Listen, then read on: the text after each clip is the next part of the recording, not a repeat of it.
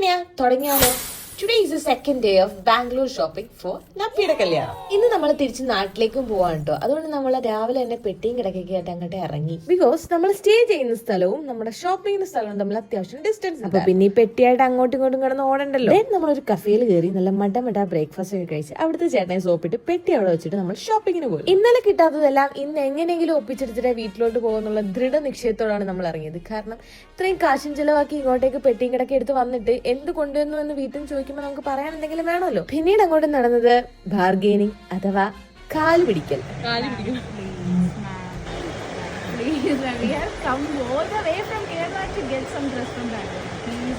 അതെ, മാറിയും തിരിഞ്ഞല്ല ഞങ്ങളുടെ കെഞ്ചലിന്റെ ഒടുവിൽ അവർക്ക് കുറച്ച് രണ്ടുപേരെ വഴിയില്ലാണ്ടായിപ്പോയി. നമ്മളെ ആർക്കും അറിയില്ലല്ലോ എന്നുള്ളൊരു നാണമില്ലായ്മ കൊണ്ട് ഒരു കടയിൽ തന്നെ 4 തവണ കയറി പല രീതിയിൽ ബാർഗെയിൻ ചെയ്തിട്ടാണ് കേട്ടോ നമുക്ക് ആ ഡ്രസ്. അവസാനം പയ്യന്മാരെ നമുക്ക് കേരളത്തിലേക്ക് വരെ ക്ഷണിക്കേണ്ടി. എന്തായാലും വന്ന കാര്യം വെറുതെ ആയില്ല. ആവശ്യത്തിലധികം ഷോപ്പ് ചെയ്ത് തളർന്നു വാരി നമ്മൾ റെയിൽവേ സ്റ്റേഷനിലേക്ക് പോവാം. അപ്പൊ നമ്മുടെ ബാംഗ്ലൂർ വ്ലോഗ് ഇത്രയേ ഉള്ളൂ. ഇവിടെ കൊണ്ട് അവസാനിപ്പിക്കാൻ ആരും വിഷമിക്കണ്ട. ഇനിയാണ് നമ്മുടെ മെയിൻ കളികൾ. ഈ വാങ്ങിക്കൊണ്ട് വന്നേക്ക് ഇട്ടിട്ടുള്ള കുറച്ച് പ്രശ്നങ്ങളൊക്കെ കാണണ്ടേ.